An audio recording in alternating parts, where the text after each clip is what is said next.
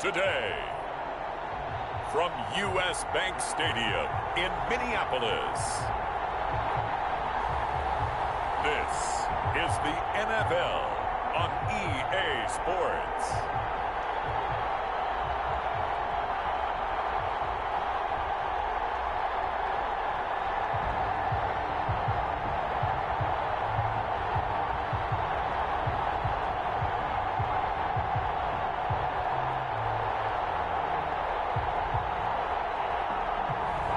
We'll see Kirk Cousins and the Minnesota Vikings taking on Nick Foles and the Chicago Bears.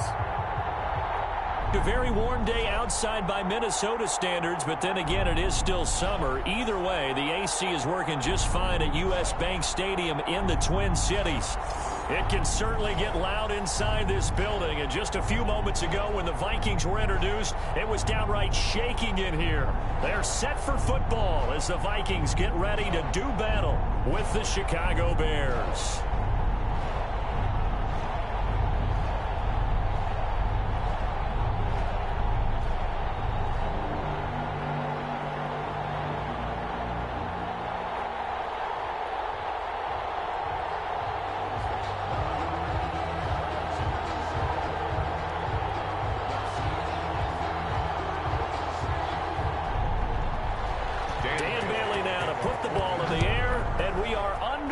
From downtown Minneapolis. On the return, here's the dangerous Cordero Patterson. And all in all, a pretty solid return. Nearly got it to the 35. They'll mark him down officially at the 34. You see Nick Foles coming out, the MVP of Super Bowl 52, as he will be the one to lead this Bears offense. The word contribution gets thrown out all the time around the league, and the Chicago Bears decided that their young quarterback, Mitchell Trubisky, he needed some competition himself. They thought he would have entrenched himself as a starter by now, but because he hasn't, they brought in Nick Foles to give him that competition. Foles has a relationship with members of the coaching staff, won a Super Bowl as a starter with Philadelphia. They know what he's capable of. This competition is going to be fun. From the 34 now, here's 1st and 10. They will run for the first time with David Montgomery. And able to get this one across the 45 before he's brought down. First play of the drive going for 14 and a first down. Nice gain there by the second-year runner out of Iowa State, David Montgomery, who often finishes his runs moving forward and knocking defenders back. He finished tied with Josh Jacobs for the most carries by a rookie last year. But what the Bears need from him, improve on his 3.7 yards per attempt. If he gets that up into the 4s, look out. He can control a game with his running.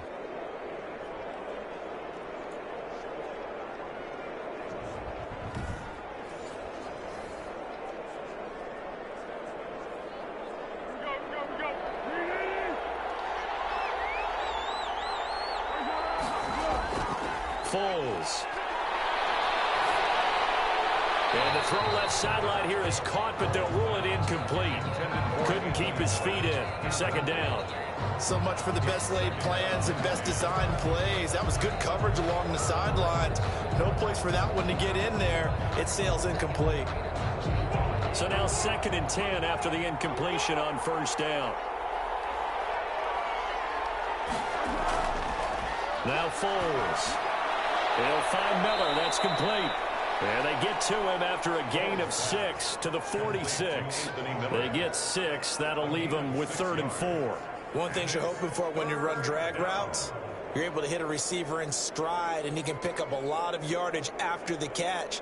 But in this situation, the defense was effective, able to stop him before he could get a good head of steam going. Here's Foles. Open man, there is Patterson, complete. And he will have the Bears first down as they're able to get the 3rd down conversion. 9 yards on the play and a first down. First down. There are a lot of tough routes to try and cover. When you see a runner come out of the backfield and run this angle route, looks like they're going to the flat, and then they put their foot in the ground and cut back sharply inside, not easily covered. And then when they catch it, good momentum built up by them as well. And able to pick up the first.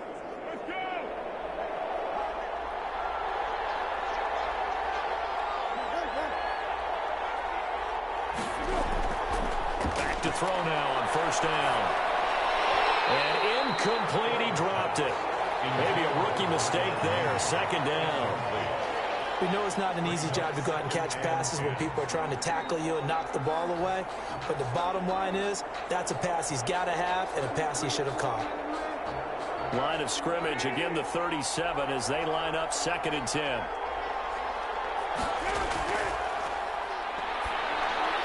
Foles on target there to Robinson. 9 yards, and that leaves him just short, so it'll be 3rd and less than a yard. One thing we do know, he's going to get his catches, so as they move forward defensively, got to continue to focus on not giving up the big play when he does catch the ball in the secondary. The last catch nearly got him at first, but it did not, and they'll try to convert on 3rd and inches. They'll try and pick it up by running the option to the right. And he gets it inside the 10 to the 9. They're able to convert on 3rd down, and that sets up a 1st and goal. And this, I mean, it's certainly something to watch out for. He is not afraid to call his own number on plays like that, and here he takes it for good yardage. And we know this defense prepared all week for this, but sometimes when you see it in person, it's a whole different ball game, and all that preparation, it goes right out the window.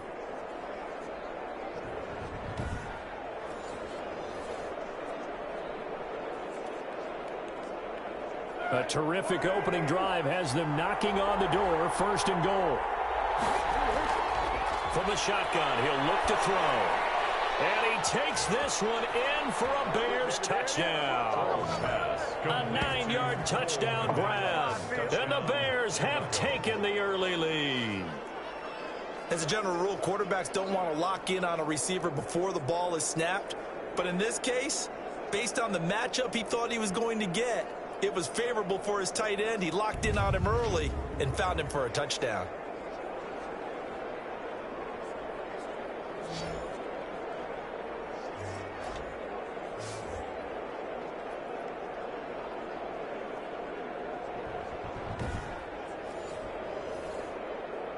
Eddie Pinheiro now for the extra point.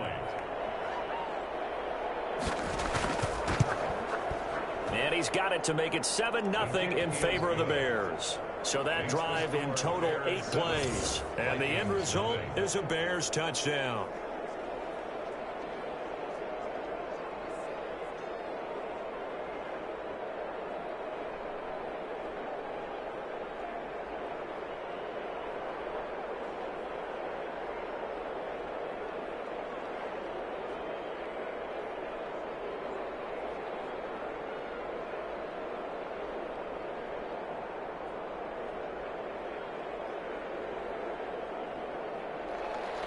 After the touchdown on is Pat O'Donnell to send this one away. Now K.J. Osborne. Got a good return as he'll be stopped just shy of the 30-yard line. The Vikings ready to go to work, led out by their quarterback in his 3rd year wearing purple, 9th year overall in the NFL, a Pro Bowler in Kirk Cousins. The debate about Kirk Cousins continues to rage both among Vikings fans and fans around the league. But when you look at his numbers, you think this is one of the better quarterbacks in the league. Last year broke a string of 4 straight 4,000-yard passing years with the emergence of Dalvin Cook in the backfield. So while those numbers dropped, he was still solid throwing the football. 26 touchdown passes, just 6 interceptions. Now he's just got to develop an extra target on the perimeter in order to get his numbers back to the previous levels. And he'll go down. The Bears get there for the sack. That sack by Khalil Mack. That's called setting the tone right away. It certainly is, and it lets you know just how important communication is amongst the offensive line. They talk about it all the time, knowing each other's moves. You've got to be coordinated and in sync. Otherwise, your quarterback gets hit.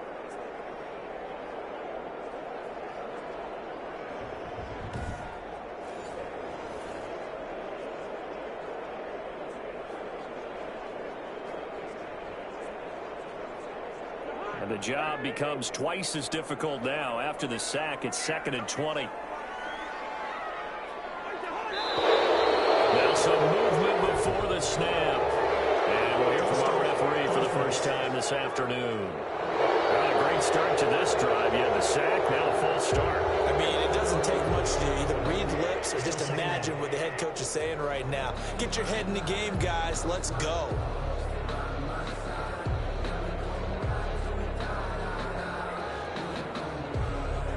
And that false start penalty certainly not helping their cause here. Second down and long. Here's Cousins. And he's got the hook up here. It's Kyle Rudolph. And he'll be brought down right at the 30 here. That one good for 17 as they're set up better now for third down. Good job there to locate his tight end, Charles, in the middle of the field. Yeah, he has good pass-catching abilities, and if they're able to continue to find him here in the early going, I think it'll help out his teammates out on the perimeter. You can take the big shots later if he occupies their attention. Setting up the screen for Cook. And they get him down, but not before he takes it across the 40-yard line.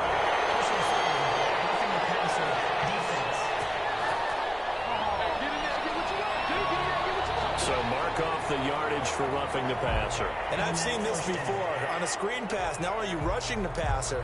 You're rushing him deeper than normal. And I think a little frustration kicks in at the end. You're going to hit him anyway when you shouldn't. A bad time for a roughing penalty, and they get the gift of a 1st and 10. Cousins gives way to Cook, and nothing doing. He's immediately taken down at the line of scrimmage.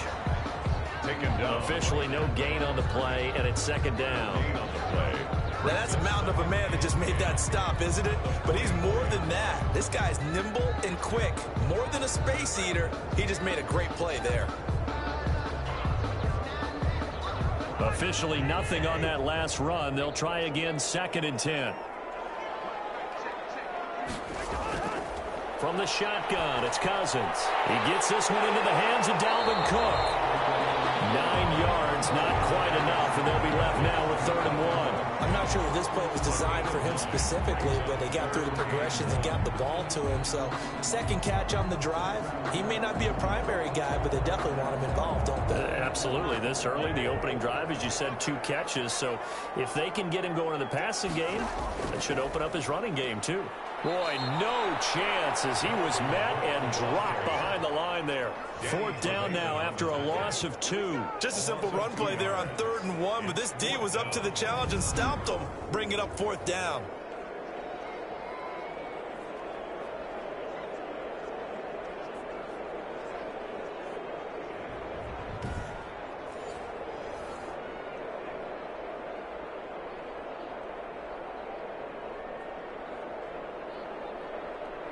This would have been a 54-yard boot had they tried a field goal, but they will not try a field goal. They're going for it. They'll run for it. Cook. And he will not even make it back to the line of scrimmage.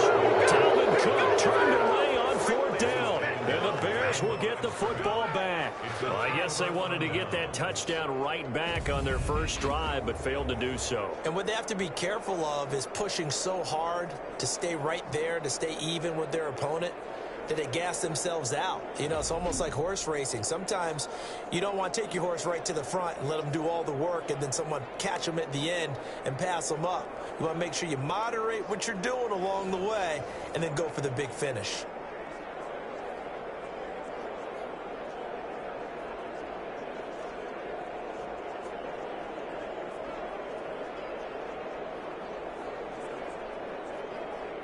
Good starting field position for them here as they come up 1st and 10 at the 39-yard line.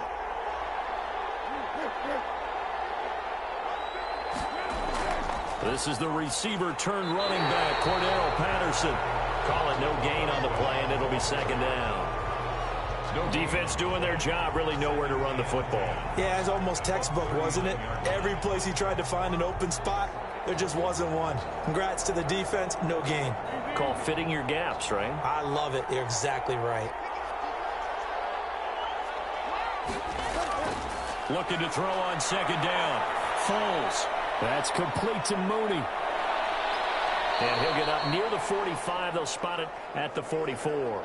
5 yards. Now it's 3rd and 5. Brandon, perfect defense in this situation would have meant that there was an incompletion. They would have picked it off. Okay, so they gave up the completion. But I really enjoyed watching how the defense stayed in sync, stayed in great communication. And as he dragged across each zone, you see him pointing, communicating. There he is, and they passed him off to each defender. Ended up making a nice play, even though it was complete. The last play on the completion got them half of what they needed. Now here's a tough 3rd and 5. Out of the gun, they'll look to throw. And that will be incomplete. And this is what you want to see from a defense. Give up an opening drive touchdown, that's fine. But how about them going back out there, recommitting themselves to the task at hand, and forcing a 3 and out, and giving the ball back to their offense. So on 4th down, on is the punter, Pat O'Donnell, to kick it away. K.J. Osborne deep for Minnesota.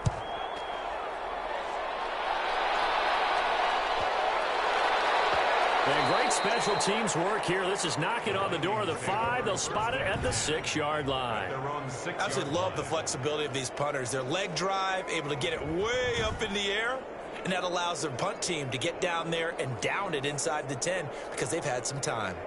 The Vikings taking the field here for their 2nd drive of the game. And this offense last time turned it over, went for it on 4th, didn't get it. They're lucky, though, because no points against the team on the board, but we'll see how they respond. Yeah, they've got to get a lot of credit to their defensive teammates, don't they? They had their backs on that last series, and because they did so, that allows the coach to still stay aggressive on offense and maybe go for it again in a similar situation. I was going to say, maybe makes that offense feel good, but when you know you've got a defense making stands like that. Yeah, that'll loosen up things a little bit, won't it? Maybe you'll play a little bit better the next time you have the ball.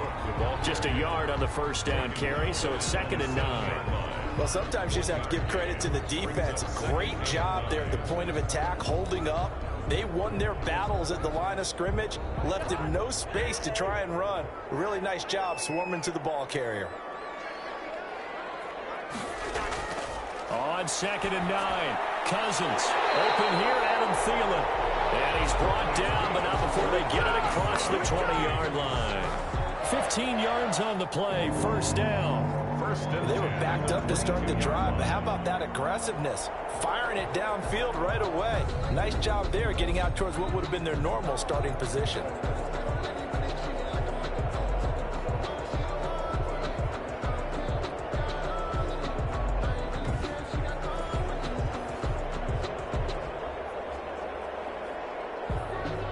Now they can breathe a little easier, some room to operate as they've got it 1st and 10 now out past the 20. Give to Cook out of the gun. Danny Trevathan there to bring him down. Well, the end of all that hitting and hollering, it was a 4-yard run, so the offense is going to go back to huddle and feel pretty good about themselves. Defensively, you have to feel okay because you didn't let it turn into a bigger run, but the goal, shut it down for 2 yards or less. That's when you start to feel good about yourselves.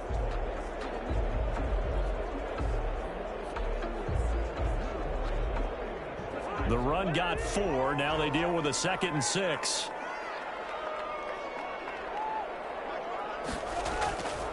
From the gun, here's Cousins. That one into the hands of Thielen, complete. And he'll get to the 29-yard line, brought down there. Only 3 yards on the catch. It's 3rd down.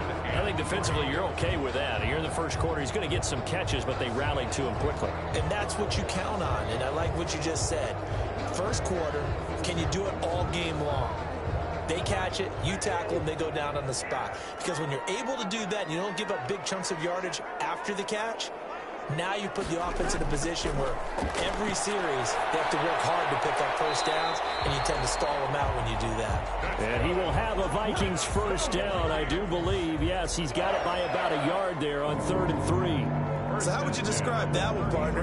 Workmanlike right there, getting that 1st down, blue-collar type football? Yeah, only needed 3, got 4, just enough. I like workmanlike. I think it's pretty cool myself. Everything doesn't have to be high glamour in this game.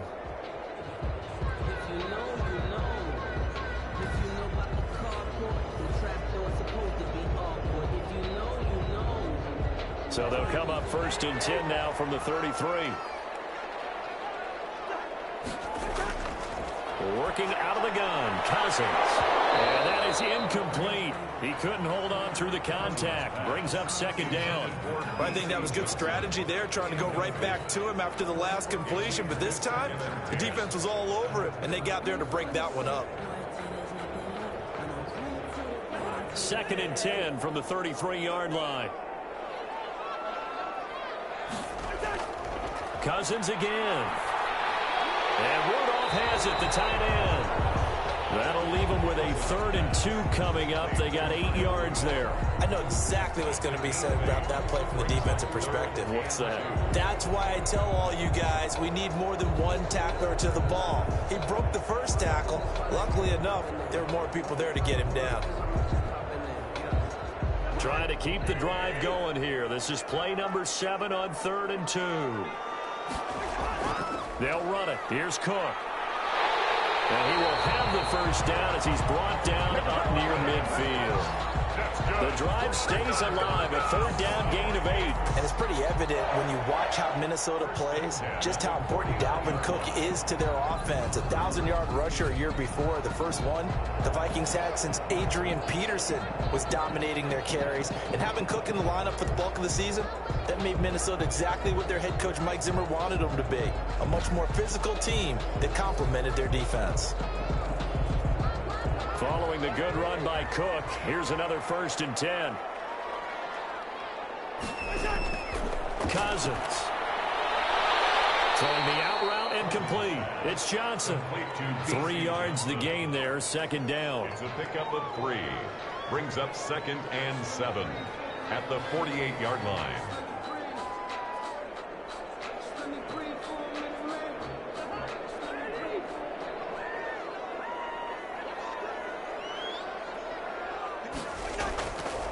Cousins. That's complete to the receiver, Thielen. And he's going to have another 1st down as the tackle's made here at the Bears' 36.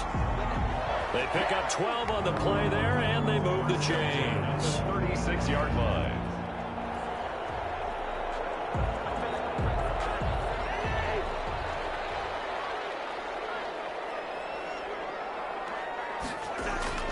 On play action, Cousins. His pass incomplete. You can tell they wanted to get that ball downfield, but they had nothing working in the secondary, so he dropped it off to the running back. That one ended up incomplete.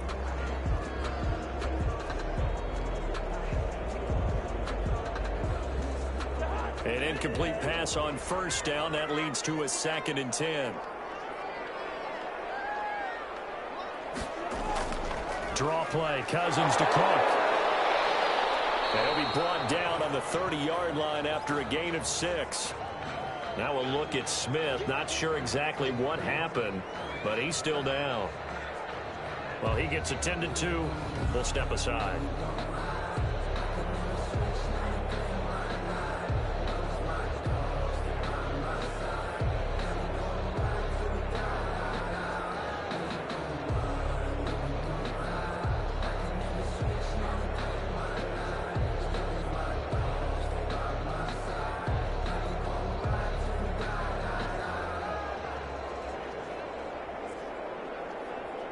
The Bears bring out an extra defender in the secondary now for 3rd down.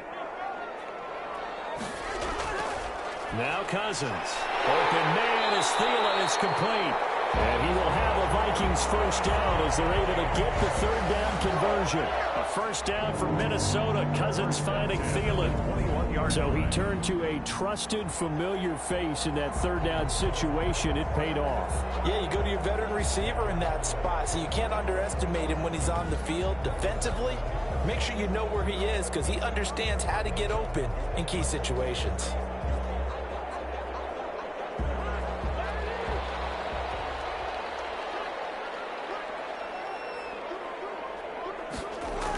First down, here's the run with Cook.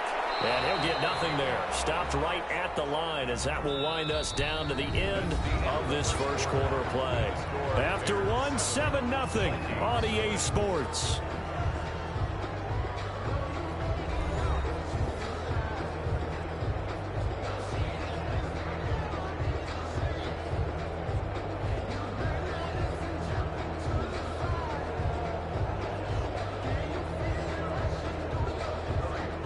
So after the run for no gain, here's 2nd and 10.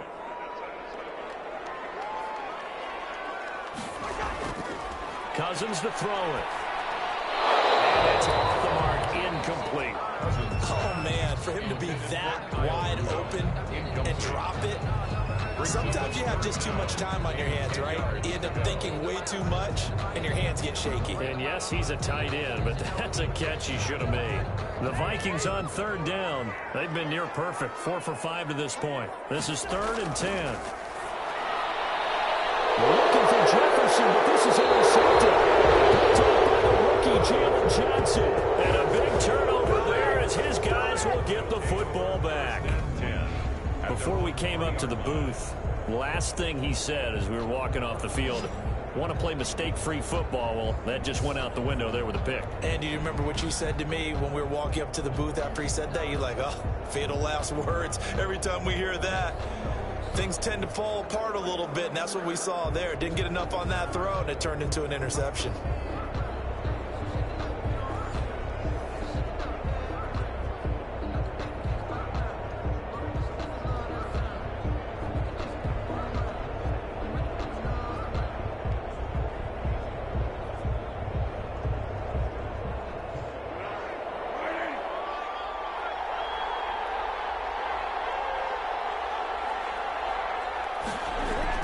To Montgomery to begin the drive. And that won't buy him much room. Just a 1-yard gain to the 5. Bears ball carrier. That first down play, all you want to do is wedge out any type of space and try and create enough room. If you have to run the punter out there, he can successfully complete the punt. Yeah, didn't get a ton there, but at least some positive yardage. Here's 2nd and 9, just a yard on that last run. From deep in their own territory, they look to throw. And this one incomplete. Too much contact to hold on to that one, and it's 3rd down. Well, let's go ahead and detail this situation here. 3rd and long coming up. Back near your own goal line. I would be very hesitant about throwing the football in this situation. Maybe just run up the middle? Yeah, I think that might be the spot for them. You got to try and find some space for your punter because you don't want him backed up where he has to alter what he does. On 3rd down, Patterson. And he'll take this forward only up to about the 7. Give him 3 yards there as that'll take us to 4th down. Well, just like you said, they've got the lead, don't do anything silly, run the football, and that's what they did. They would have liked to have created a little more room for their punter, but he'll take what they gave him, and he'll go out there now and try and get the ball off and help his defense.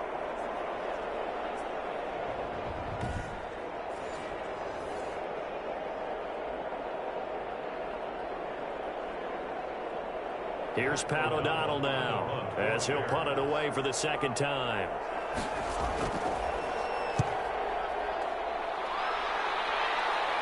Now a fair catch taken, maybe a yard or 2 shy of midfield. 36 yards on the punt with no return. And the Vikings, they'll be set up well as they take over in great field position. 1st and 10.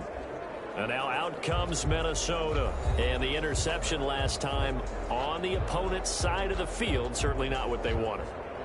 Put it mildly, that is so frustrating because that signifies there's a drive going on. You're in a good spot, great place to run some of your best offense.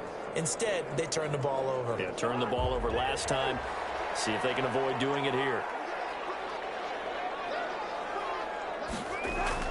Trying to shake off the interception. He'll look to throw. To Jefferson on the slant.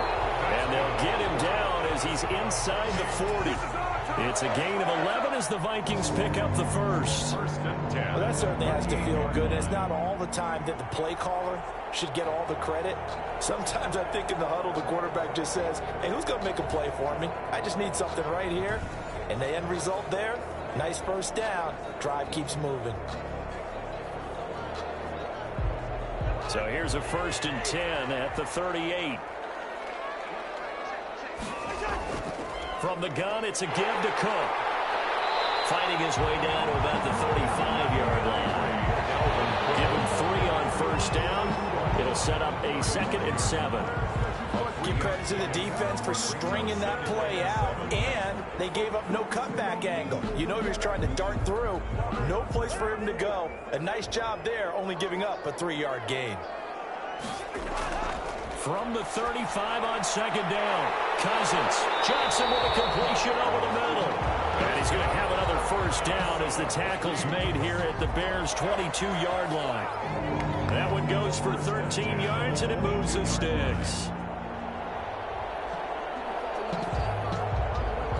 This offense finding its legs now. Here's another 1st and 10.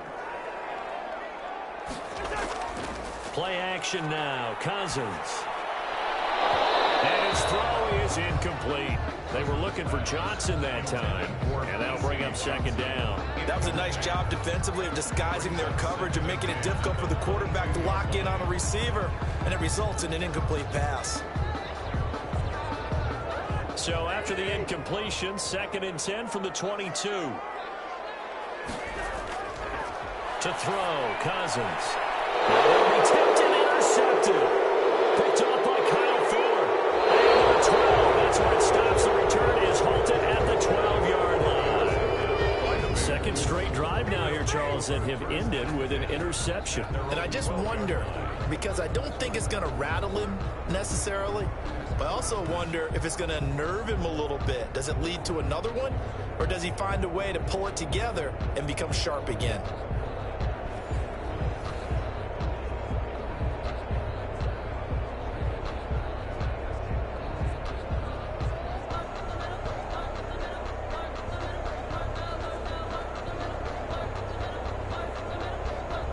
Foles and the Bears now with a 1st and 10 at their own 12-yard line. They're going to start the drive here on the ground with Patterson. 7 yards on the pickup there, and it'll leave them with a 2nd and 3. Well, no matter how they phrase it, staying on schedule, staying ahead of the sticks, whatever you want to call it, 7 yards on 1st down, that fits the bill. A good run got 7 on 1st. Here's 2nd and 3. A shotgun handoff to Patterson. And he's going to get this one across the 30-yard line. 12 yards there and a 1st down. The running back, the ball carrier. Partner, if you want more carries, I think we saw how you get him. Showed that he's got the fresh legs, and he picked up the 1st down on that run. Don't just ask for him. Show him that you're supposed to get the football.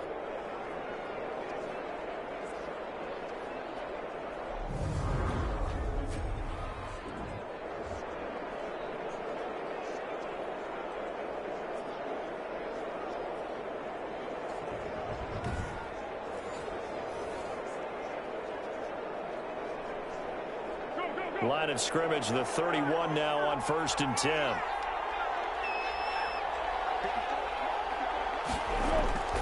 Foles.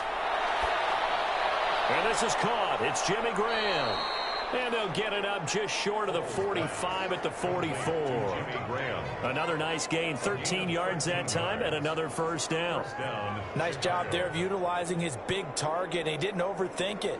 Understands the catch radius, understands that he knows how to use his body to keep defenders away from the ball, and puts it right out there for the nice pickup. 1st down, here's the run with Montgomery. And he'll only get a yard, maybe 2, up to the 46. Bears ball carrier. Well, any lane that might have been open there was closed pretty quickly, and that was because the defensive front, they won that battle at the point of attack at the line of scrimmage. They used great leverage, held their spot, and stacked him up.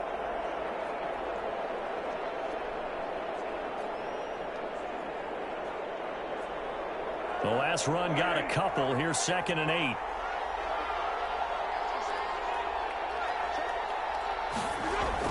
A give to Montgomery out of the gun. And he works his way forward for about 4 up to the midfield stripe. Some of the most unselfish players on any football team, defensive tackles, because we ask them to just eat up blocks and allow other people to make tackles. But when he can make a play himself, as we just saw there, that's a big day. From the midfield stripe, they'll look to throw. And this is going to be incomplete. Well, the other day they told us when we've got 3rd and 5 or less, we have to be able to convert. And I guess every team would say that, Charles, but an opportunity missed there. What they were trying to tell us is they believe it's a matchup game at that point. And they liked some matchups that they had, thought they could exploit them, unable to do so on that play. He'll get off a fairly short kick here as this is toward the sideline. And now where will the side judge stop his walk? That's the question. He says it crossed out of bounds at about the 17-yard line.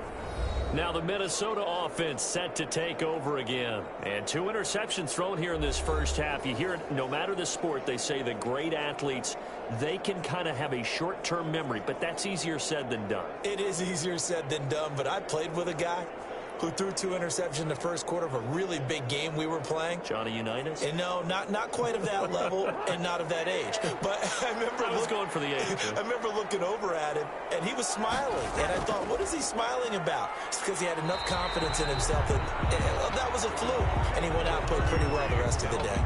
Brent Urban there to get him down. I don't think any of us were surprised that they decided to start this drive on the ground after the last 2 drives ended in interceptions. Unfortunately, though, not a lot going on that first play. Yeah, I think the anticipation was felt also by the defense. Now Cook, he's got it off the draw. And he's going to be taken down with a marker on the field. So let's see about the call.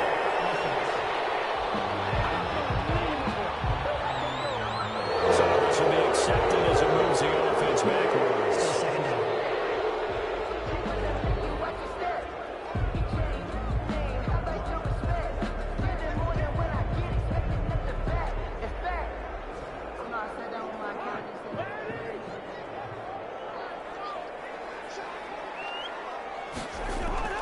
They go play action. Cousins. Now the pressure comes and he goes down. Just inside the 10, back at the 9. Well, it was 2nd long. Now it's 3rd and even longer. They're going in the wrong direction here. Because they're moving them exactly the way they want to, but you're exactly right. Definitely going in the wrong direction for the offensive guys.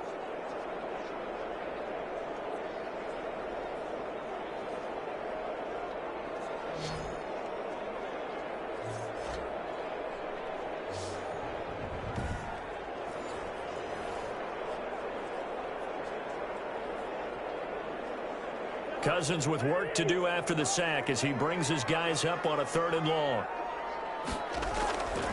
To throw is Cousins. And that is incomplete. The passing game not in sync here early. And now it's 4th down.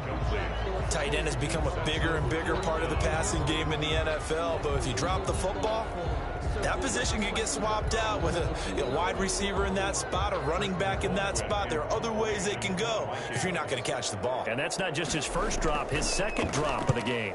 Colquitt on to kick as he sends it away. And no return on this one as the fair catch is signaled for and taken.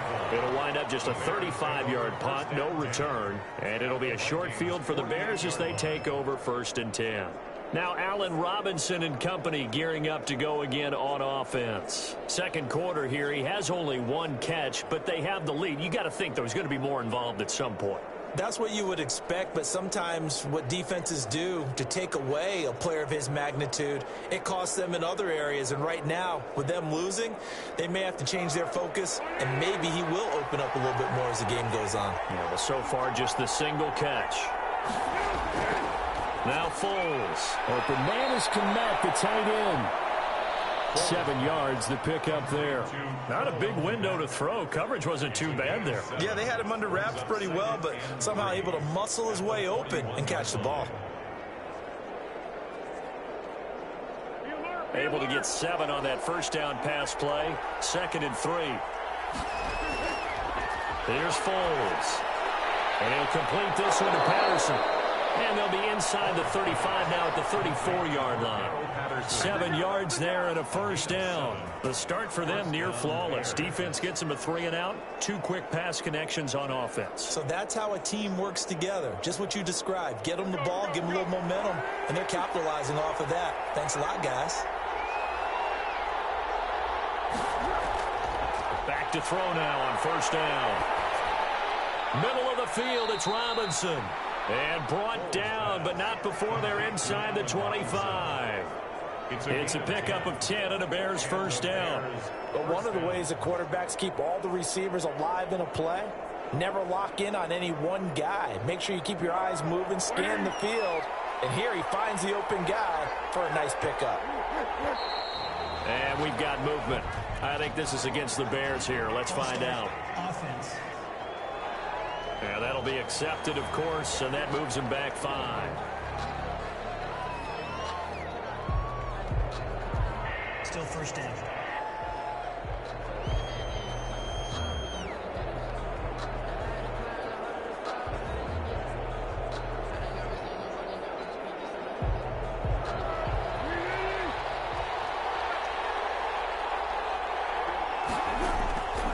They'll look to throw again. He'll get that complete to his tight end, Komet. A gain of 6 there on first. Nice rhythm throw there on first down. He located his tight end, made a nice easy pitch and catch. Hoping he can break a tackle or two. Wasn't able to do that there, but still good yardage. Now it's 2nd and 9.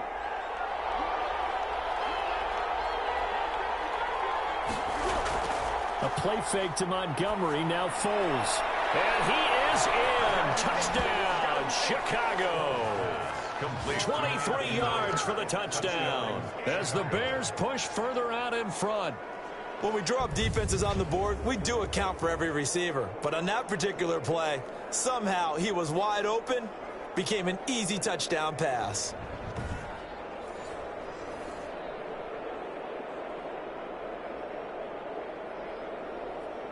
Pinheiro now to add the extra point.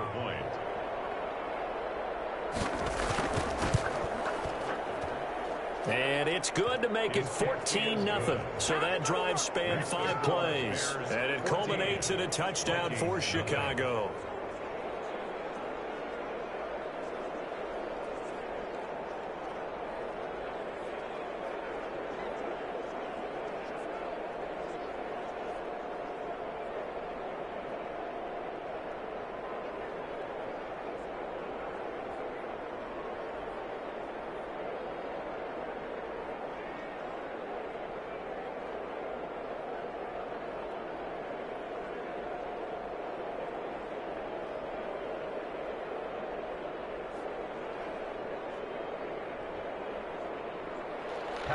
After the touchdown on is Pat O'Donnell to send this one away. Here's Osborne. And they'll start this drive just across the 30. Pretty nice work on the return. The Vikings take over 1st and 10 at their own. Dalvin Cook taking the field for the Vikings' next possession. He's been good. They've utilized him well, but they're losing here in the second quarter. What might they change offensively? I think that what you try and do is expand how you get the ball to him a little bit. Get him out in open space, maybe swing the ball to him. What's that they used to call it in the West Coast offense, the long handoff? Yeah. Serve as your running play that way, as well as continue to feed him the football. Some of these runs now may pop bigger later in the game because of the effects of running it. Sometimes people, after a while, they don't want to tackle him anymore, or they get tired, or they get out of position, or he runs through tackles. Continue to feed him the ball. He's having that kind of game. Yeah, Mike, they get him the ball in some space in some different ways here. A gain of 11 to kick off the drive, and it's a quick first down. When you're struggling on offense, you're looking for anything possible to get you going. Sometimes you do it like basketball teams that don't normally press. You put a press on, bring people to life, make them move a little bit quicker.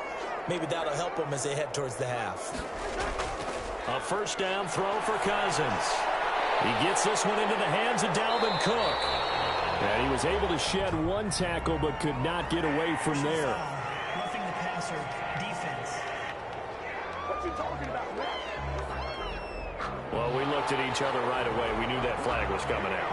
And I always enjoy the conversation post because officials always tell you, I don't want to throw the flag, but you caused the play. You did it. I had to. So now a fresh set of downs, 1st and 10 after roughing the passer. Working out of the gun, Cousins. And here's a leaping catch. He pulled it in. And this will leave him a yard short. Nice pickup of 9 yards on first down.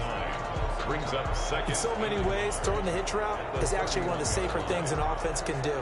Get the ball out to the receiver as fast as possible, hope he's got man-to-man coverage, and hope that his athleticism wins on the perimeter. On second down, it's Cook. And he's going to take this down close to a first down at about the Bears' 22. They get 9 out of that one, and as a result, the drive continues. 1st and 10 at the 22-yard line.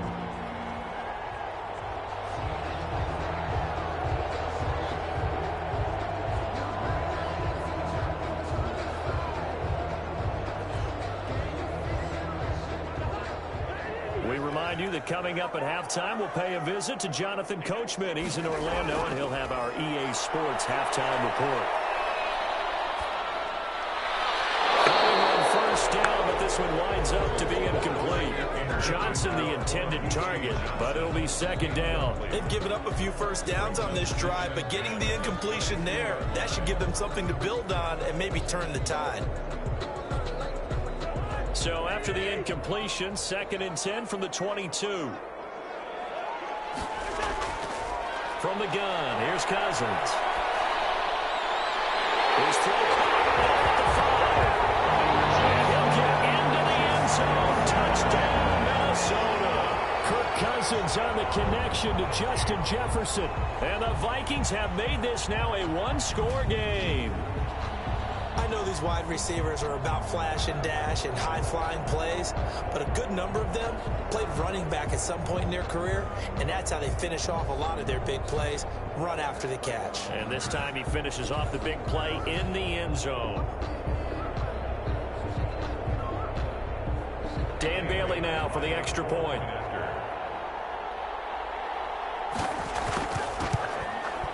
And that one makes it 14-7. The drive summary that time, 5 plays. And it's polished off by a Viking score.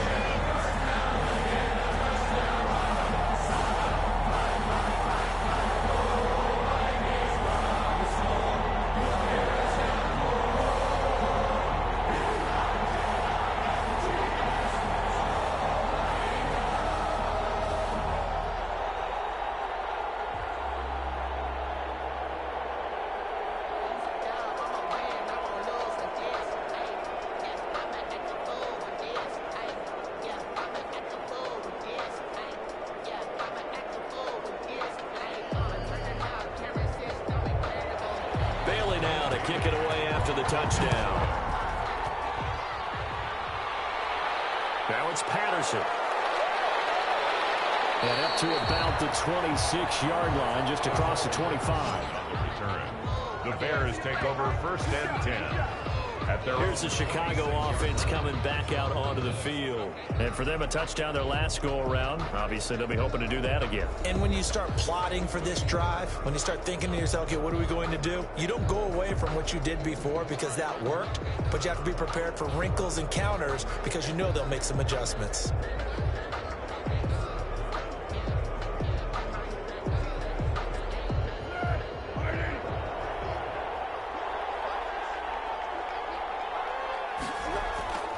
They'll come out throwing here on 1st down. And incomplete, a drop there in the middle third of the field. That'll bring up 2nd down. Whenever I see an in-route dropped, as we just saw on that play, I'm always thinking that in the back of their mind, they're worried about what's coming at them because they're going towards traffic on that route as opposed to being away from it and maybe having a little bit more space.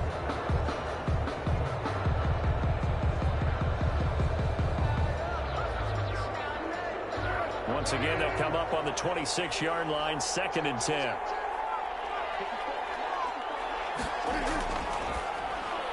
Now a toss left side into the hands of his tight end. And he gets this one just shy of the 40, down at the 39. A gain of 13. It's a 1st down. And what a nice example there of a tight end doing exactly what he needs to do. How about how he worked his way to the outside, made sure he secured the catch, and then anything after that, we count that as a bonus. And indeed, he gets enough for the 1st down. Pressure coming from the Vikings, and they get there and bring him down. DJ Waddle just would not be denied. That's a loss of 7. And plays like that really hurt play calling. They had a really nice gain on the previous play, but gave about half the yardage back on the sack. Excellent pressure up front, nowhere to go with the football. Down he goes.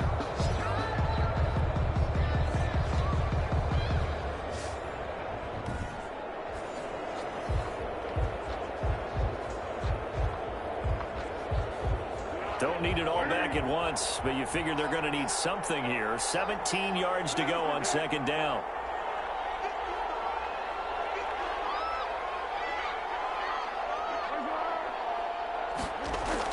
Another try after the first down sack. Foles got a man. It's Patterson complete. Foles call it a 3-yard gain, and it'll be a third and about 13. That's a good job there by the corner. We do talk about this a lot, that a lot of corners see their job as simply covering receivers. Tackling isn't everyone's thing. But in this case, he came up quickly and made a nice, sure tackle.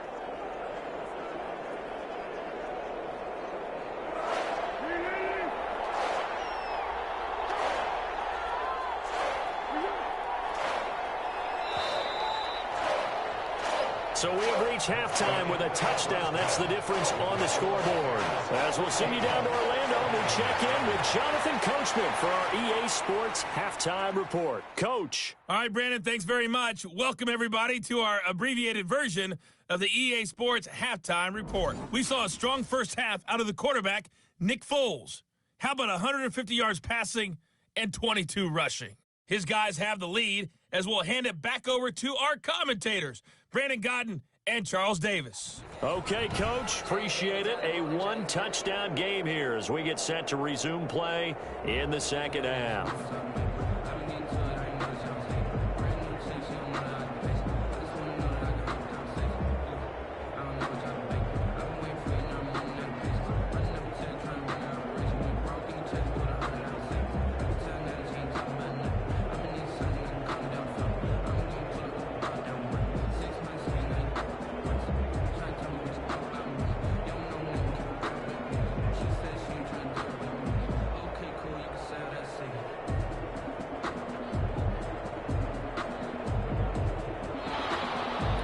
The Vikings set to receive the second half kickoff, and they trail it here as we resume play.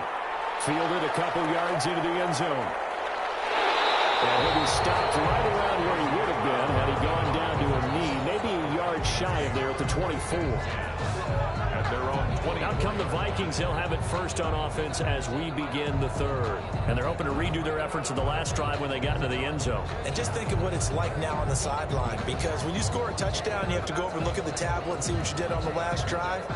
When you score points, it's a whole lot better view than when you're trying to figure out how to fix things there.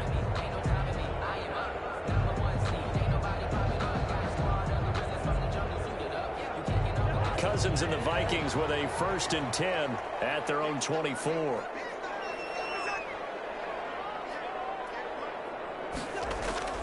He'll set up to throw.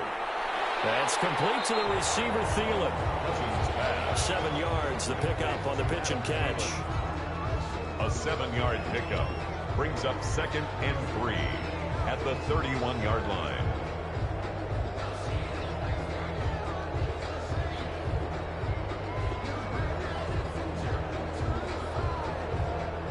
Able to get 7 on that first down pass play. 2nd and 3. Cousins. That's caught by the tight end, Irv Smith Jr. And they get him down, but not before he takes it across the 40-yard line. 12 yards there and a 1st down. You don't always expect tight ends to be big in terms of run after the catch, but after that play, he joins a growing band of players that's putting that stereotype right on its ear.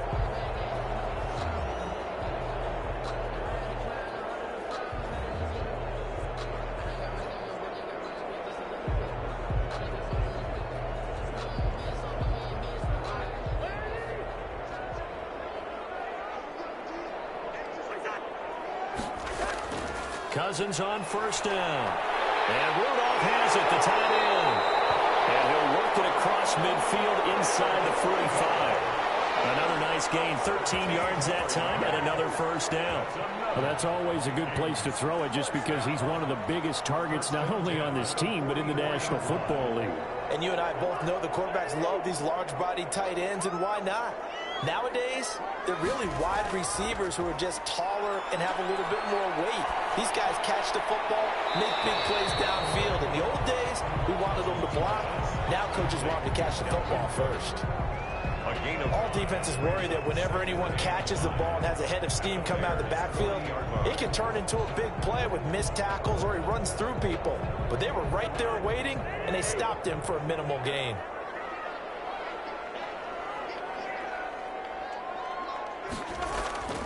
On second down now, it's Cook.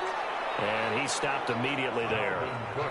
They'll say no gain on the play there, and now it'll be third down. Sometimes with the running game, you've just got to stick with it. Look, it's the third quarter, no time to panic.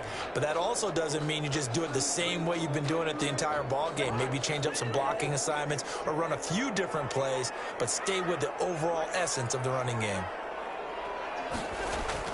Cousins from the gun on third. Brings up fourth down. Solid coverage by the Bears D. And that's a nice job there because you've got to play the ball, not the man when in coverage. That'll keep you away from a lot of needless penalties, and he's able to knock that one away.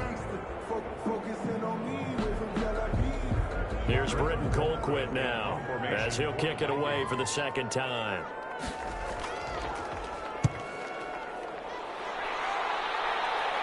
This one will sail out of bounds. It'll depend on the spot here. And the side judge says that went out at the 7-yard line.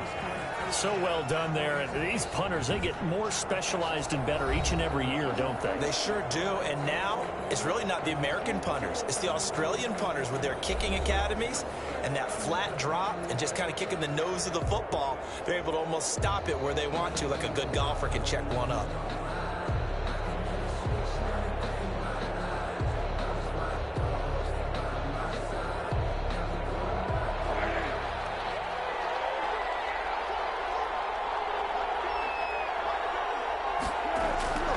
They'll try and start this drive in the air. A full left side taken in by Kmet. And they'll bring him down right around the 13. A gain of 6 there on first. It certainly feels like there are more stars at the tight end position than there were even 10 years ago. And I think it's become more of a glamour position because of the ways it can hurt a defense, and guys want to be involved. They can be in line, close to the line of scrimmage. They can split out like receivers. But hands, route running, speed, and some toughness to go across the middle, you put it all together, you got a heck of a tight end candidate. 11 yards there, first down. This has to go down as one of the simpler routes in the playbook, but oh so effective. Nice completion there. Keeps the sticks moving.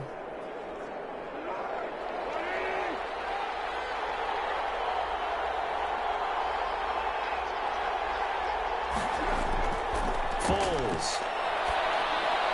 Throw out right, taken in by Patterson. Not much there, only a yard. Well, offensively, that's the mismatch that you want. You want to force a linebacker to try and cover your back out of the backfield, out in some open space. But linebackers nowadays, they run like backs, and they take a lot of pride in covering. What a nice play he made there in the open field. Throwing again on second down. Foles. The Vikings after it, and they get there for the sack. It's safe to say that the secondary really contributed to that sack. Yeah, nickel set, 5 defensive backs. They covered everything. Nowhere to go with the football. But my question is, why didn't he throw it away?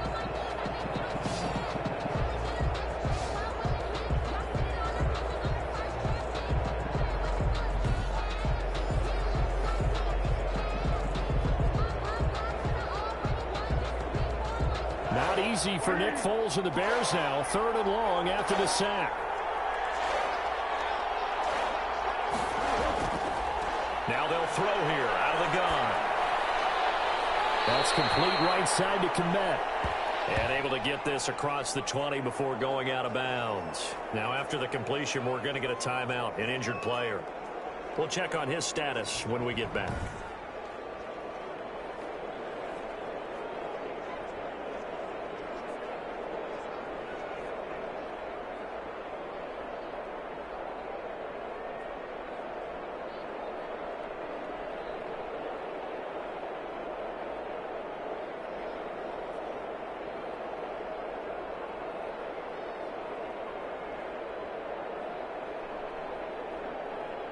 Here's Pat O'Donnell now as he'll punt it away for the 4th time today.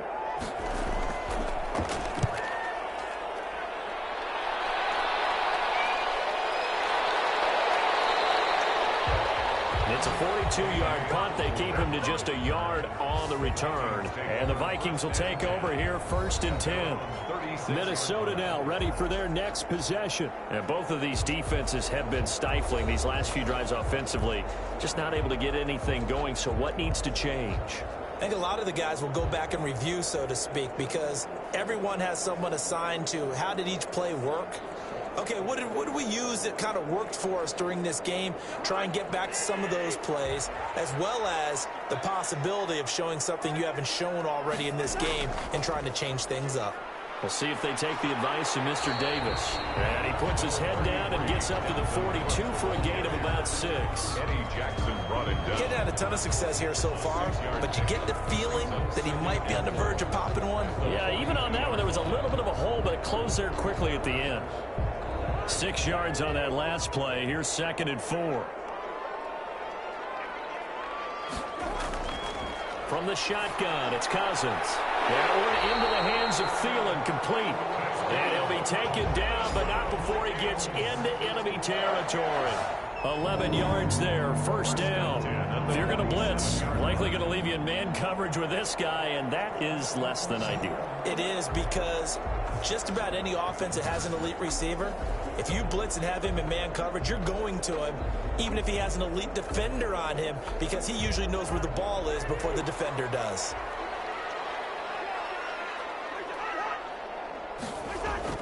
On 1st down, Cook.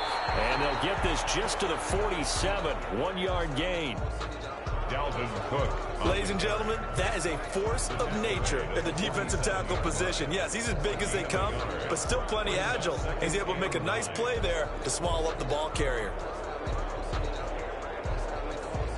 The run only got a yard. Here's 2nd and 9. Cousins now. They'll find Thielen working the middle. And he's going to have another 1st down as the tackle's made here at the Bears' 25-yard line. A good pickup there of 22. Well, we can talk about it like it's just a basic route, but how about the timing on this one? Lined up on the right, runs a deep in route, and how about the throw? Right on the money. Bam, puts it right in there and on his hands. Nice completion, really good pickup.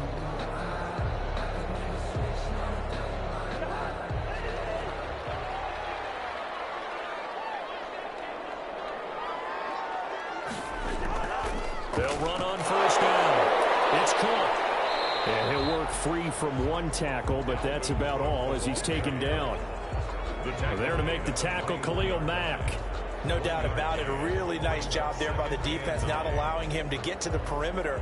But that means your defensive ends, your outside linebackers, the guys that you pay big money to sack the quarterback, they also have to have interest in the running game as well. And they did a nice job there of holding the point of attack and not giving ground. This one caught right around the 6. And able to get him down, but he does reach the 5. Another good completion on the drive as the Vikings have a 1st down. Great mix of play calling so far. 3 runs, 3 passes. All 3 passes have been completions. 1st and goal. I think on defense now, you have to almost take a chance. Rely on your scouting. Pick a play you think they would run here and just load up for it and see what happens.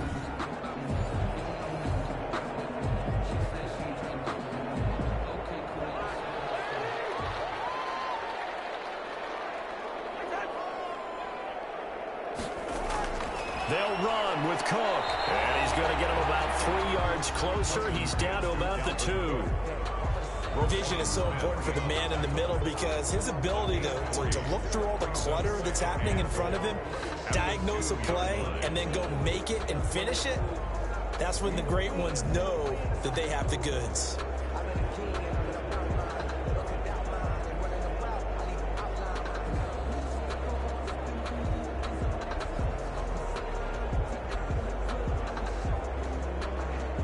From the 2 now, 2nd and goal. They'll run for it with Cook. And this time they were ready for him as they'll stop him right at the line of scrimmage. Officially, it will go as a 1-yard loss, and that's going to lead to a 3rd down. I see a shake of the head as he gets up, and you've got to imagine he's thinking, guys, you got to help me out. He's hoping his team can read his thoughts because he definitely needs some assistance.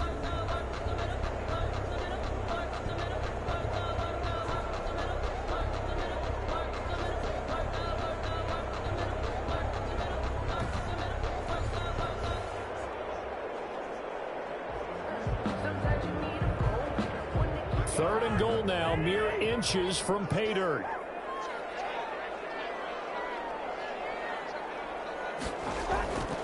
To throw, Cousins.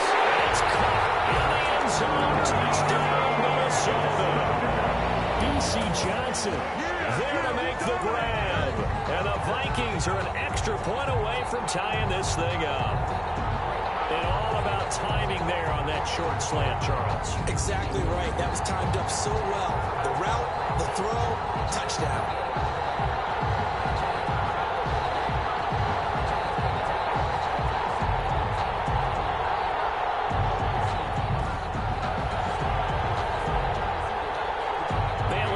Extra point.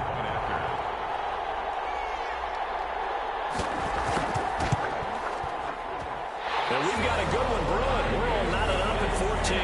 That time a 9-play drive. And it all culminates in a touchdown for Minnesota.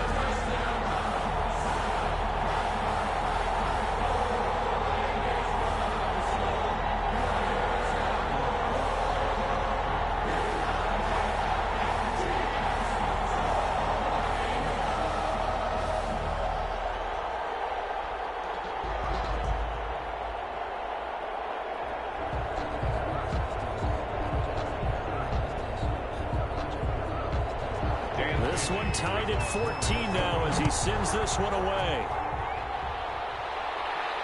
Now it's Patterson. And he'll be stopped up at the 25. First and 10 at their own 25-yard line.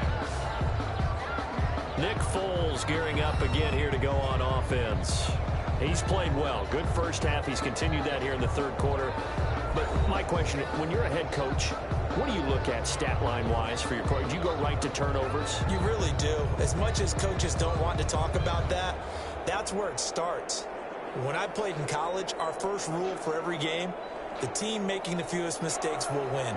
And that's kind of how they judge you. Do you take care of the ball, not turn it over, keep it in the proper hands, and give your team a chance to win? That's what he's done here in this one so far. Cole Kmet, the intended receiver. But it's going to be second down. Today's NFL, these big guys are featured receivers. They move them all over the place to try and find good matchups, and they had one. They were just unable to complete the pass. Third quarter, all tied up. This is second and 10.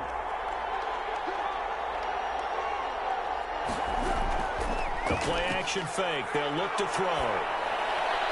And he finds his tight end, Graham.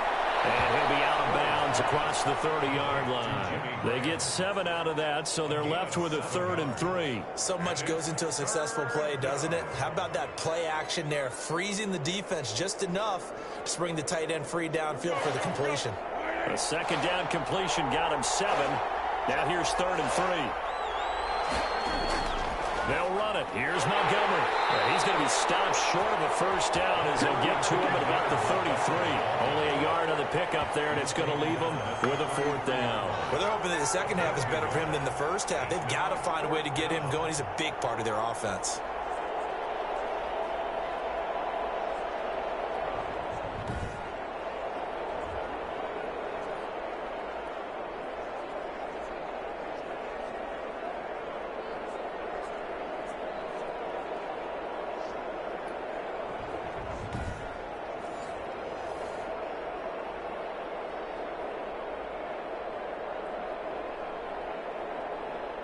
Here's Pat O'Donnell now as he's on for the 5th time here today.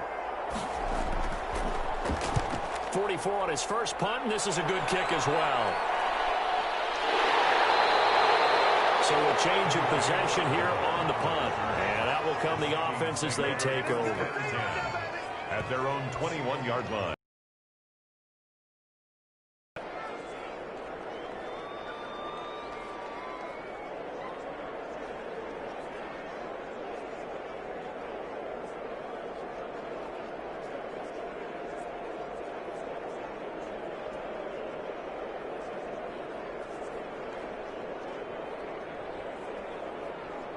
Here are the Vikings now to start their next drive. And they'll be looking to build off of a nice drive last time, a drive that really relied on the quarterback. Making good decisions, distributing the ball well, distributing it accurately, keeping it away from danger. A really nicely run drive. But now the defense, what adjustments do they need to make in the passing game? Pass rush, pass rush, pass rush. Whether it's the guys up front or maybe you bring additional guys, but you've got to disrupt the timing of them throwing the football. We'll see if they can disrupt it here. Now Cousins here on the bootleg. Pressure, and he's taken down. A Bear sack.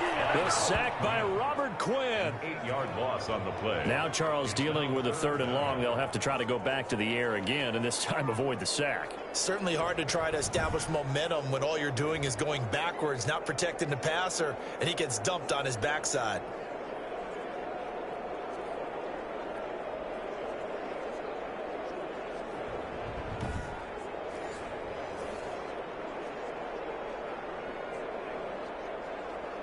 Cousins with work to do after the sack as he brings his guys up on a 3rd and long. Cousins. And Rudolph has it left side. And that's not going to get it done. He'll come up well short of the first at about the 21. It'll be a gain of 8, but it'll also lead to a 4th down. One of the money routes for any offense, the drag route. So tough to defend because the receiver can stop at any point and make himself available to the quarterback and get a completion. But I love the communication we saw there. All the defenders pointing out the receiver, where he was going, and then they're able to rally to the ball after the catch and stop him short of a 1st down.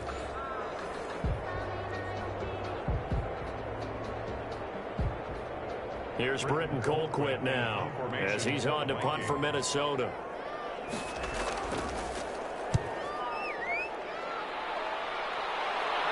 Now fair catch is called for and taken at the, we'll call it the 37-yard line. 37 yards on the punt with no return, and the Bears take over. The Chicago offense set to get started. And they're coming off a 3-and-out, my friend. I think they've got to look at that play sheet and go to a spot that they haven't gone before. Time to shake things up a little bit to try and get this offense moving. Okay, so how do you do that? How do you shake things up? You look at what you've called before, realize it hasn't worked Go to so something well, else. and maybe you try and find one of those special plays from one of your better players, and maybe try and hit something big and get things going in the excitement area. Now left side on the swing pass. And he's going to be out of bounds right at midfield. 1st down yardage on the first play of the drive, 14 yards. They completed the screen, but one of the things you worry about is can the quarterback get rid of the ball before he's actually tackled. So your offensive linemen have to hold up the rushers a little bit because you want to make sure you keep your guy's jersey clean throughout the game.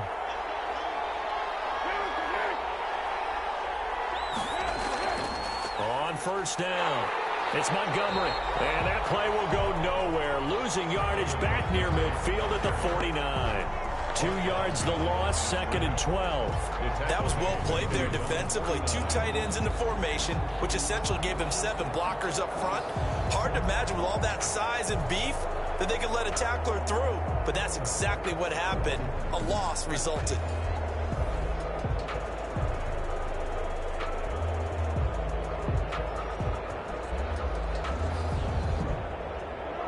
Second and 12.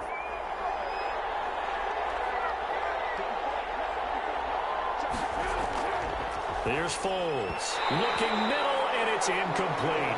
He was trying to find Anthony Miller there, but now it'll be 3rd down.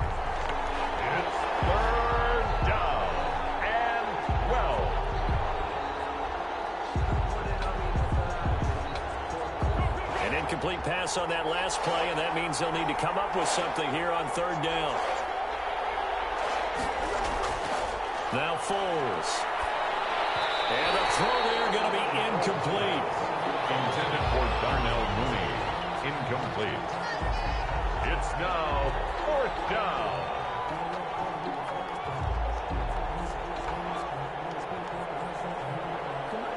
Here's Pat O'Donnell now as they're forced to kick for the 6th time today.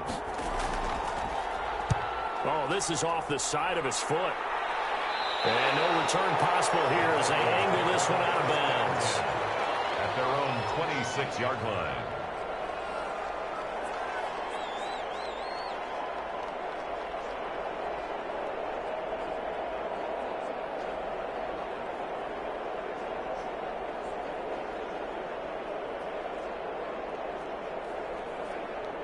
The Minnesota offense about ready to get this next drive underway. And on the last go-around, they really couldn't get anything going.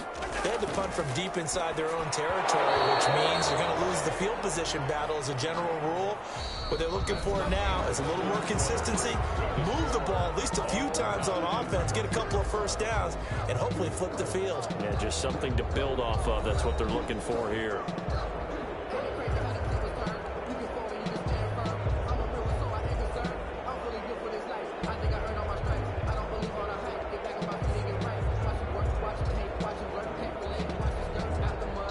Once again, they'll come up on the 26-yard line, 2nd and 10.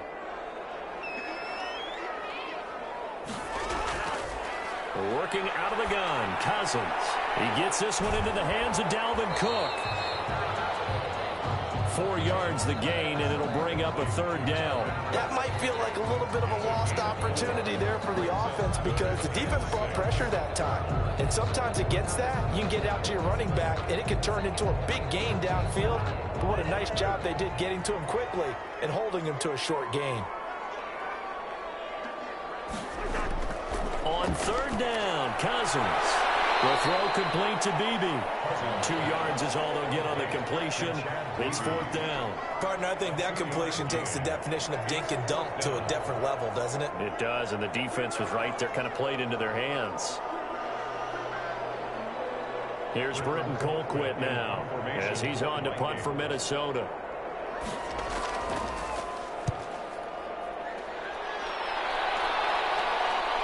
On the return, Carter.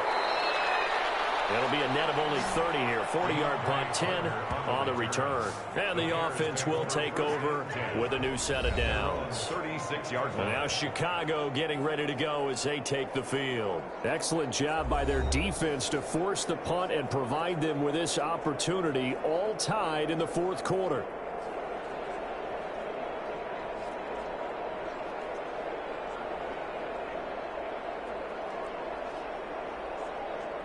Foles going to lead the Bears to the line, 1st and 10 at their 36-yard line. He'll drop to throw. He completes this into the hands of Miller. And they'll get this well past midfield before being stopped just before the 35. 28 yards the gain there on the catch and run. Of course, the catch was nice, but how about what happened after? Able to stay on his feet and gain all that additional yardage. So many of these slot guys, I think, have running back in their background. From Viking territory now, they'll come up 1st and 10 at the 37-yard line.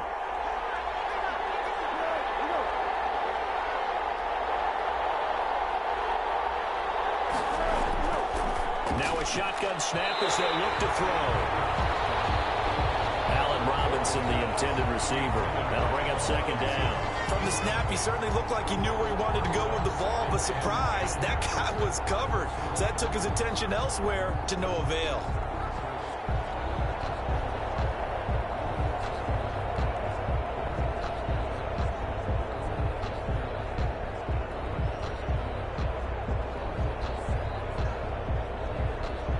Line of scrimmage, again the 37 as they line up 2nd and 10.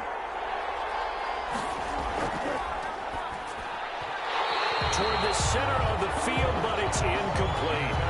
And now offensively it's 3rd and 10, and I'm just thinking to myself, actors always say, what's my motivation before a big scene? Right now the play caller's thinking, what have I done before that's worked well that I can go to right now? Yeah, because they were pretty successful in the first half scoring points. Haven't done anything so far here in the second half. An important play right here, 3rd and 10. And I would expect pressure here. Pressure coming from the Vikings, and they get there and bring him down. I remember when I was a kid, and all I wanted was a nickel so I could get that soda down at the fountain. And guess what? The nickel came into play well. 5 defensive backs, they covered well, allowed for the sacks. Sodas were a nickel when you were a kid? No, I just needed the extra nickel so I could pay the proper price. Okay, how much were they? A dime? What were they? 15 cents.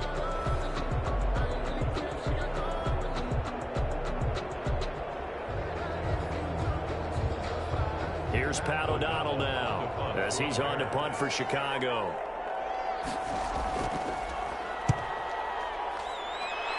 Well, the punt over the side in the air, and the spot will be inside the 35. At their own 32-yard line. And now out comes Minnesota. They've got momentum on their side. They were once down 14-0. Now it's even at 14 as they look to put together a drive to get them the lead.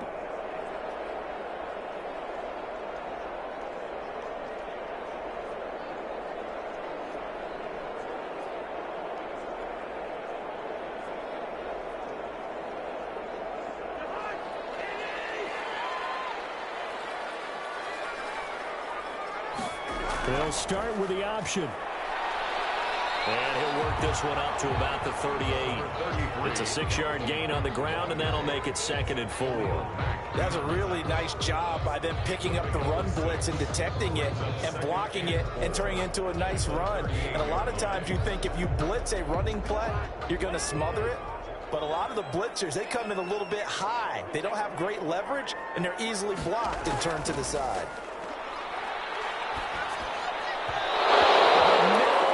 Incomplete. Justin Jefferson, the rookie, his intended receiver. And it's 3rd down. And that throw behind his man, he missed him. Incomplete.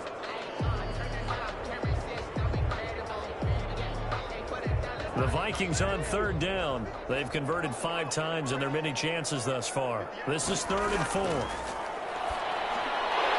he's got Kyle Rudolph.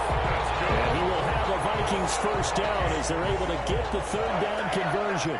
Cousins to his tight end Rudolph for a Viking first down. Tell you what, he's been able to put the ball in some tight spots all game long. That throw, no different. Yeah, a lot of people would call it a gutsy type of a throw. I think he looks at it as, I can do it, so it's not that big of a deal to me, and I'm going to keep firing.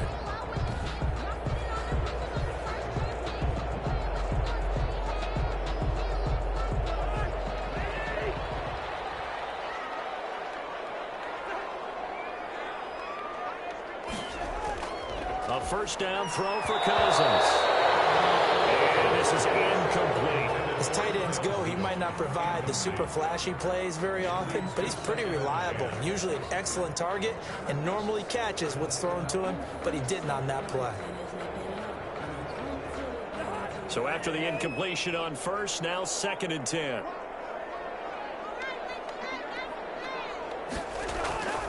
Cousins again. That's complete to the receiver, Thielen.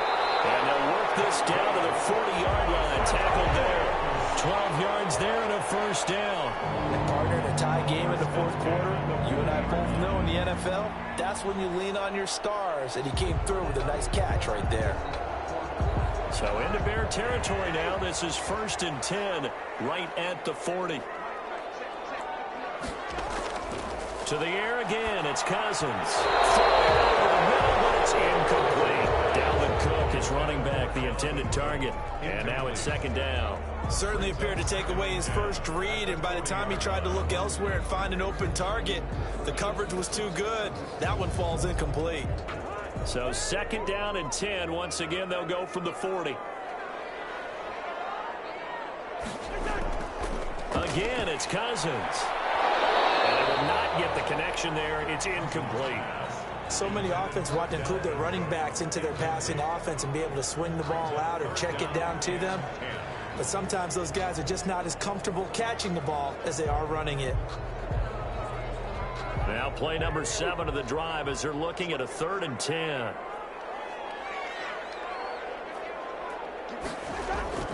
They'll throw again. Cousins. Got an open man finding Jefferson. And he will have a Vikings first down as they're able to get the 3rd down conversion. That's a 3rd down conversion to 24 yards there. Nice play. And with that last play, he's now up over that 300-yard mark. And in today's NFL, it almost feels routine. And I hate that when you talk about a 300-yard passing game. To me, 300 yards still signifies excellence, and he's achieved that in this performance. So the ball down to the 16 here for 1st and 10.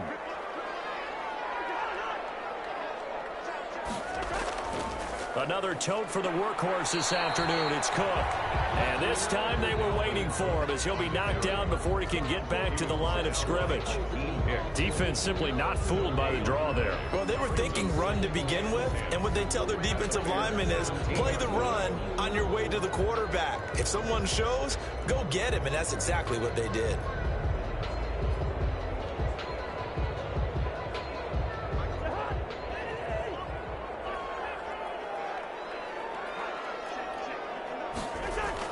Again, it's Cook. And he'll get about 3 as he's taken down at the 14-yard line. Taken down. Just not a whole lot of room to operate there on that carry. No, not at all. They did a really nice job staying in their proper places and not allowing any lanes to open up. In search of 8 yards on 3rd down. They've already converted 2 of these on this drive, 2 for 2. Cousins gives way to Cook. And he gets the first down yardage he needs before he's brought down at the 6. Leads to a 1st and goal. I think they like this drive a little bit better there, partner. Running game helping out, picking up some of the slack. Because remember, the last drive they went 3 and out.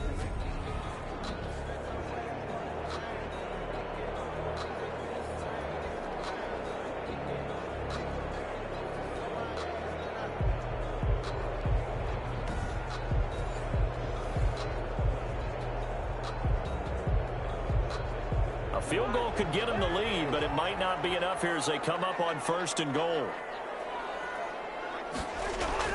They'll try to throw now. Cousins. And he will score.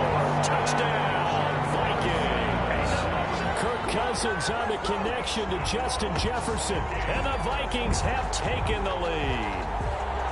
I know we often laugh, and sometimes we even exalt the guys who are great trash talkers and give us some really funny lines. But the bottom line is absolute production on the field. His 2nd touchdown of the game, and they lead. And now they'll be looking to their defense to preserve that lead. It's up and good, and that'll make the score 21-14. That one in the books as a 12-play drive. And it's polished up by a Viking score.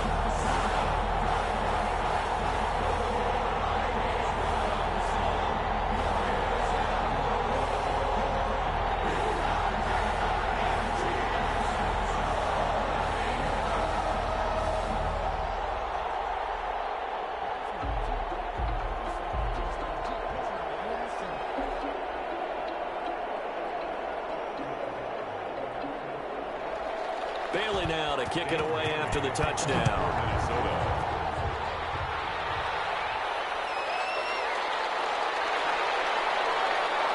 And the tackle going to be made right there at the 25-yard line. At their own 25-yard line.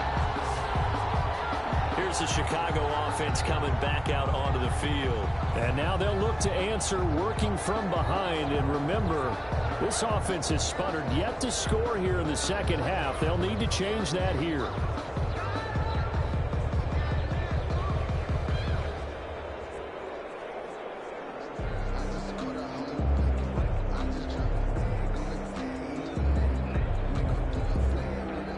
Foles and the Bears now with a 1st and 10 at their own 25-yard line.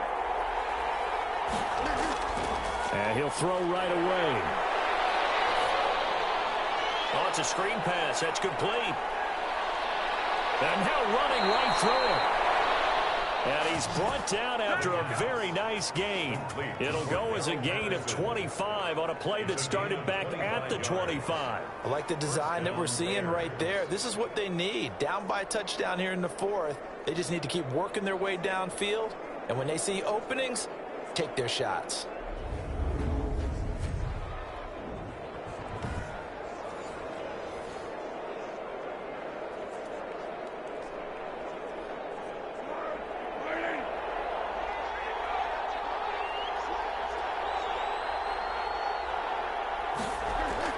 From From the midfield stripe, they'll look to throw. And he can't quite bring it in. Might have heard footsteps there across the middle. Second down. He's just not at his focus in this game. It's not one drop. It's not two. That's three for this contest. Yeah, uncharacteristic for any NFL receiver, and he's no exception.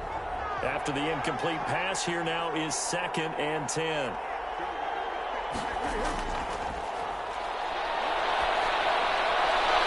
Foles with a throw caught by Patterson. They do get a couple, but they'll be left staring at a 3rd and 8 coming up. And we see another pitch and catch there to the running back. This position just continues to evolve.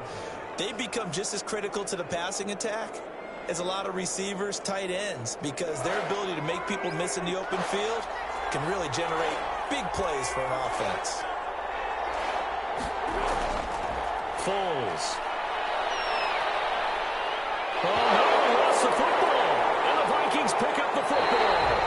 And they take possession of the football and have it at the 36-yard line.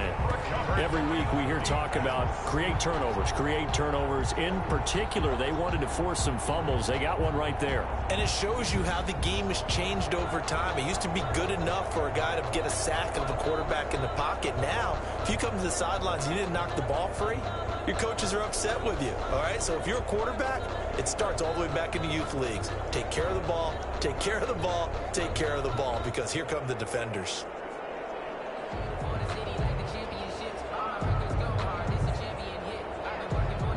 So from the 36 now, 1st and 10. They'll run on 1st down. It's Cook, and he'll have a gain of 3 to the 33. Got to figure now, after getting that turnover, they're just going to be happy to keep the ball on the ground, right? This is where covering the football, taking care of the ball, all the ball security terms that have ever been used, they come into play for the guys on offense right now. Just take care of it, and they've got a good chance of ending up winning this game. They run it again with Cook, and he gets stopped up at the 31 after a gain of maybe a yard. The ball carrier. Well done to sniff that out defensively. He had it diagnosed pretty quickly. I love that description because diagnosed is perfect on that one. Read his keys, made the play, and he couldn't even get going moving the football.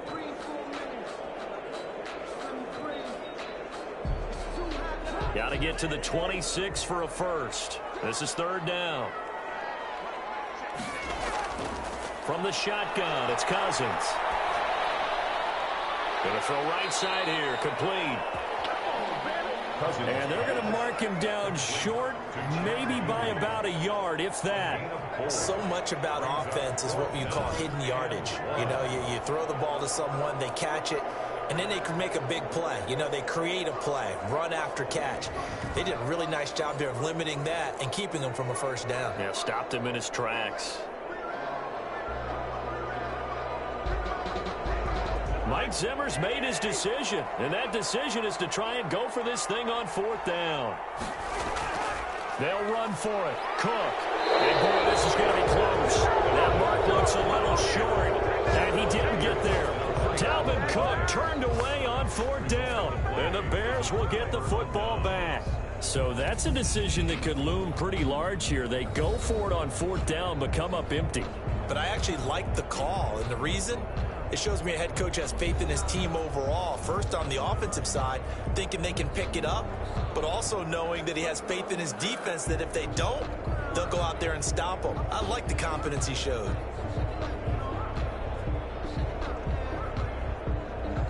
Foles going to lead the Bears to the line. 1st and 10 at their own 26. From the gun, he'll set up to throw. That's complete. And he's taken down right at the 45-yard line. Roughing the passer, defense. I'm trying to understand. I just can't. I'm trying to understand. Well, when you're leading in the 4th quarter, that's not the penalty you want. Not at all. Now your discipline comes into question. Having poise this stage of the game, you can't have those kind of plays. So now a fresh set of downs. 1st and 10 after roughing the passer. From the shotgun, he'll look to throw.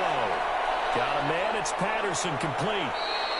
Heck of a move, and then brought down near the 23. It'll be a gain of 6, and it'll make it a 2nd down. Just about every quarterback is trained to really look downfield first before you come back and make a nice, safe throw. And in this case, that's exactly what he did. Found his running back, let him create some space, and it turned out to be a nice play for the offense. Looking to throw again on 2nd down. Foles, and that'll be incomplete. Took a pretty good shot as he tried to pull that one in. Couldn't hang on 3rd down. And that's one of those plays where it's hard to keep 2 eyes on the football when you know the contact's coming, let alone getting 2 hands around it, hugging it to your body, and absorbing the hit, even for those big tight ends who you would think could absorb that contact. This a big play for both sides. What will we see here? 3rd and 4. They'll set up to throw.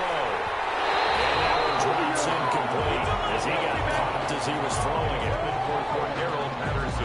I'll tell you what, partner, after he ices down, he's going to be a nice long soak in a hot tub after this one. He's been under duress the entire game. And once again, hit as he throws. Fortunate that one wound up incomplete.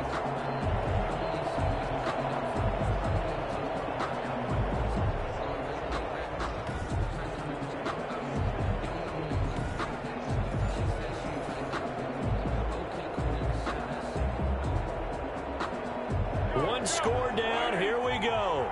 They're going to go for it here on 4th down.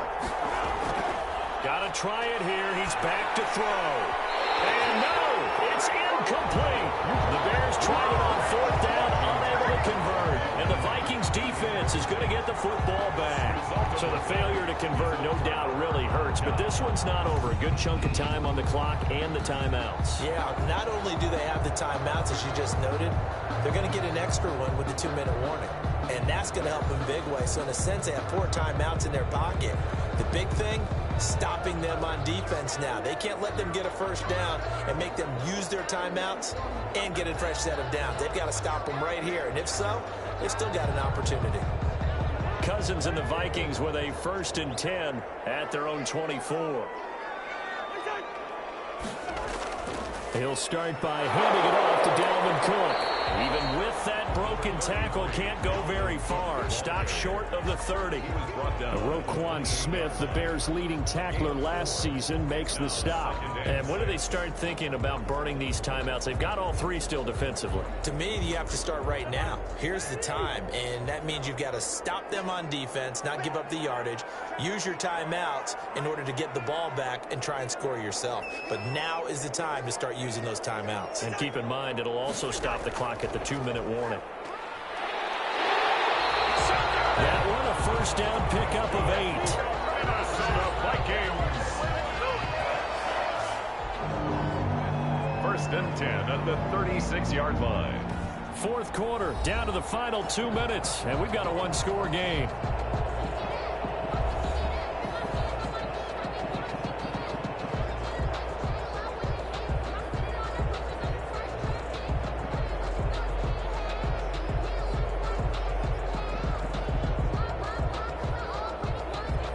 So the Vikings in possession of the football as we get you reset. They've got a 1st and 10 as they look to try and finish this one off. They'll try and wind down some clock with Cook. And he is met at the line of scrimmage, and he goes down right there. And now we'll see a timeout used on defense as they stop it right out of the break with 1:57 to go in the ball game.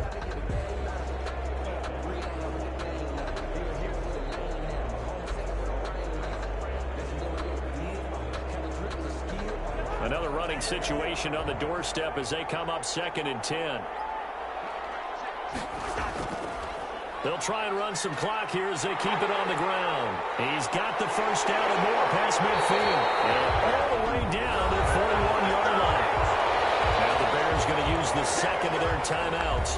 And they'll be disappointed to have to burn one there after giving up the 1st down.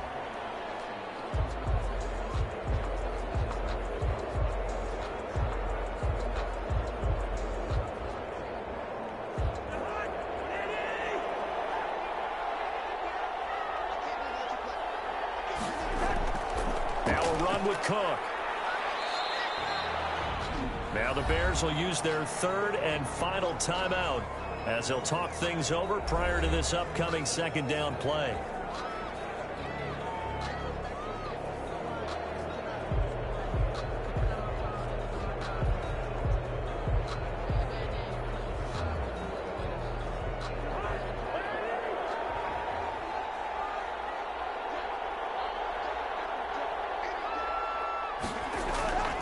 Now Cook.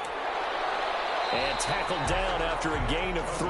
Leaves him with 1 yard to go on third down. I like that run right there, partner. Not the flashiest run, not the one that's going to break for big yardage, but he understands the situation, and taking care of the football, paramount, and he got it done. Nursing that slim lead, you're exactly right. Hold on to that ball.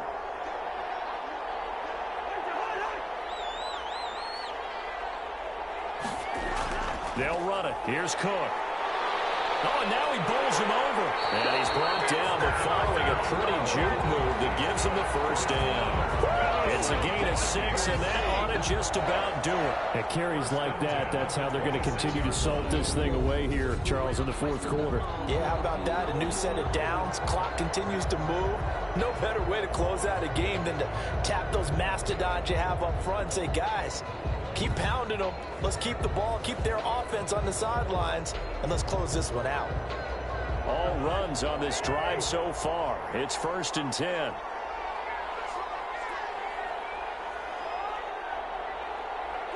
Cousins just going to take this one down to a knee and end it. Listen, anytime you take a knee to end a game, that means you've won it. So it doesn't matter whether it's home or on the road, but there's something a little extra special about doing it in front of your home crowd, isn't there? And the home crowd applauding. They're happy with what they've seen. Chalk this one up in the left-hand column for a win. Yeah, that's right. Head to the locker room, throw the wristbands in the crowd for the kids, your gloves, your towels. Get to share it with the home team. So the final seconds have ticked away in this Minnesota victory. And it was their defense that really made the statement after the break. They pitched the second half shutout. Yeah, think about the team that just got vanquished. They did score in the second quarter. Do you think they thought at all that that would be their last points of the game? No, but what a second half. The adjustment, whatever they did in the locker room, it certainly worked. It certainly did, and you're exactly right. Whether it was an adjustment, whether it was just more focus on what they planned to do going in, whether they just played better, whatever it was, it all came together in the second half, and no points were allowed. That's a great way to close them out.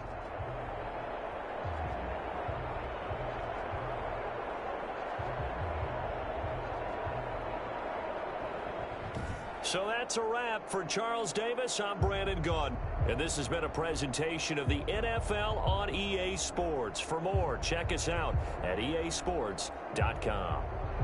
It's a win for the Vikings as we say so long from Minneapolis.